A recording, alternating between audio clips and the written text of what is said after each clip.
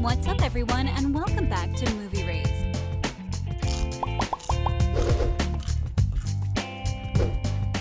Today, we decided to take a deeper look into the characters from the most famous book series that made J.K. Rowling the first billionaire writer. The books were so popular that many production houses wanted to create a movie adaptation of the books. And even though they paid much attention to how the characters looked, there were some exceptions. So, join us today as we look at what these Harry Potter characters should actually look like. Let's go! Number 13. Draco Malfoy. He was the one that caused the most trouble for Harry.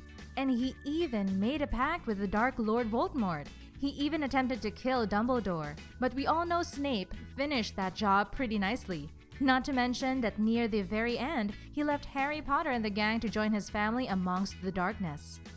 The movie did a great job portraying the pale and thin physical appearance of this boy. But there were some errors. Unlike the character in the book which had gray eyes, but Top Felton actually had blue eyes. And the eyebrows, they're brown. They should have been gray like his hair. Number 12. Luna Lovegood. Luna has been wandering the woods of Mistletoe. There she has Nargles as friends. And only those who have seen her death can see them too. Her mother dies when she was just 9 years old and now she's alone. In the book, Luna is described as a girl with untidy, waist-length brown blonde hair and gray eyes. But in the movie, Ivana Lynch, the girl that plays this character, has clear blonde hair that's much shorter. And of course, her eyes are blue instead of gray. But her portrayal of Luna is so breathtaking that we forgot all about those little pesky details. Number 11. Dumbledore. How could you not remember the wise and powerful Dumbledore? He was the lovable headmaster of Hogwarts, the school for the wizards. In the books, Rowling described him as a very old but tall and thin man with a silver beard, so long he could tuck it into his belt. His eyes were blue like the full moon. Now, there's a little problem when it comes to Dumbledore. He was played by two actors. Richard Harris, the first actor that incarnated the role of Albus Dumbledore, was spot on. Blue eyes and gray beard, but the length was a bit shorter than it should have been. However, due to his passing in 2002, he had to be replaced by Michael Gambon. Gambon was an exquisite actor, but he didn't fit the role as well as Richard did.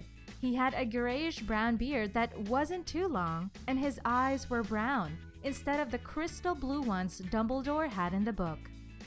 Number 10. Neville Longbottom. Do you remember Longbottom? He's the guy that finished off Voldemort by killing the remaining part of the snake's head, just as it was about to kill Hermione and Ron. Not on Neville's watch, you don't. That was the final blow that eventually killed the Dark Lord. Guess your plans for eternal life had to be postponed, huh? Although the book doesn't talk much about Neville, other than the fact that he has a round face, Rowling later has said that to her, Neville is short, plump, and blonde. And guess what? Matthew Lewis is none of those things. Sure, he was chubby in the first few movies, but he didn't have the blonde hair. And then, when he grew up, he smashed that like button if you haven't done so already. But, in actually, his glow-up shocked Hollywood as the chubby boy became smoking hot. Number 9. Bellatrix. Admit it, you smiled a little when you saw her die at the hands of Molly Weasley, who was protecting her daughter. You loved seeing her turn to ash, didn't you? We know, it was wrong, but it felt right. We all hated her. And even Rowling described her as arrogant, with long black hair and dark eyes. Plus, she stated that the gaunt appearance was developed only after her imprisonment at Azkaban. And you might notice that the actress looks nothing like the character was supposed to. She was a wild black, curly hair, which is not long and straight. And she didn't have that gaunt look, although she does get points for the arrogance. Number 8. The Dursleys. This is the family that Harry Potter had during her childhood on Earth. They were his earthly parents. Fiona was the mother. She is portrayed as a tall, thin woman with an elongated neck who has blonde hair. Fiona Shaw fits this character perfectly, but that's straight blonde hair though. She instead had curly brown hair. Regardless, we hated her anyways. Mr. Dursley was on point. The mustache, the fat, flabby stomach, and the no-neck part were all characteristics that Richard Griffith had. But Dudley Dursley, man oh man, did they get him wrong. He was supposed to be this fat kid that had long blonde hair draping over his fat, pink face. Although Harry Melling was fat, he didn't have either the blue eyes, the long blonde hair, or the pink cheeks. But man oh man, wait till you see him now. Hubba hubba hubba. Number 7. Ginny Weasley. Ginny Weasley was that sweet little sister of Ron Weasley who had a not-so-secret crush on Harry Potter. I mean, did you see how she was lost for words when she saw him in their house? Like all the Weasleys Rowling has described, she also has flaming red hair and bright brown eyes. Actress Bonnie Wright only lacked the brown eyes. Hers were more of a greenish-blue color. But also, Rowling has stated that all the siblings look like one another, and Bonnie looked nothing like her brothers, besides the red hair. Number 6. Sirius Black. He's the notorious prisoner of Azkaban, the metamorphosing wolf that attacked Harry and his friends when they were out in the woods. Luckily, Snape came to their rescue. Later, he became a very close friend of Harry and even tried to help him defeat he whose name shall not be spoken. In the book, Rowling talks about this thin character with yellow teeth, filthy matted hair that's long to his elbows. He was so slim. His skin was barely hiding his bones. If he didn't move, people would have thought he's a skeleton. And in the beginning, Gary Oldman was exactly that. He was dirty, he was thin, and he had yellow, almost brown teeth. But that elbow-long hair, not so much, and he didn't even have a beard in the book. Number 5. Severus Snape. Do you remember him? The strict teacher that no one really loved or hated. He was the dark figure that everyone was afraid of. But he was fair. He even protected Harry with his own life. In the book, he was described as a young professor that was short and had greasy black hair. And of course, the hooked nose. And believe us, we tried to find something that was wrong with this character, but it's all there. The black hair, the hooked nose, except the height. Rowling said that Snape was shorter than Sirius, but in reality, Alan Rickman is much taller than Gary Oldman, 2 inches to be exact. Number 4. Ron Weasley. He's the friend that stuck alongside Harry until the very last moments.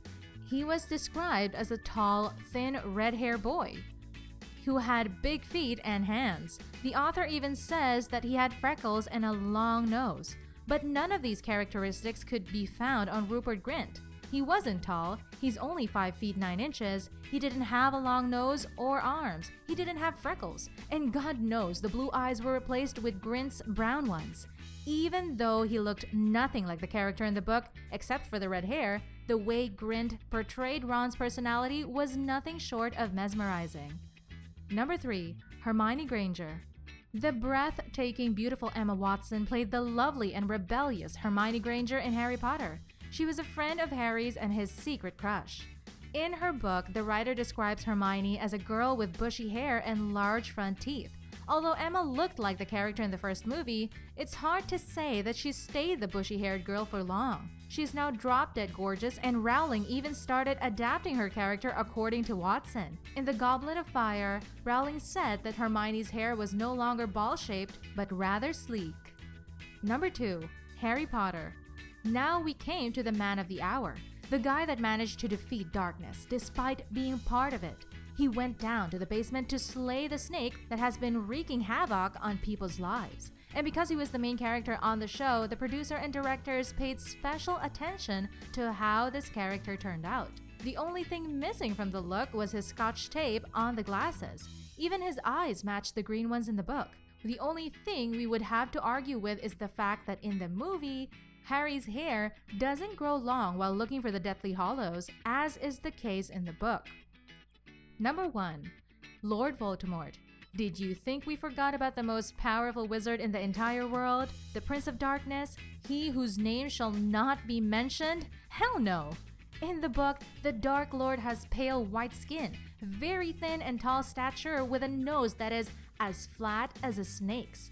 And instead of nostrils, he has slits. Okay, well, nothing wrong there. However, this is one small detail they decided to omit. In the book, the Dark Lord has livid scarlet eyes, but Ralph Fiennes has blue ones. Maybe they did that on purpose, as red eyes would look extremely unrealistic. And on that note, we end this video. But hey, do you like the way the characters turned out in the movies? You can tell us in the comment section below. If you'd like more videos like these, don't forget to subscribe and hit the bell icon so you never miss any of them. And as always, thanks for watching, guys!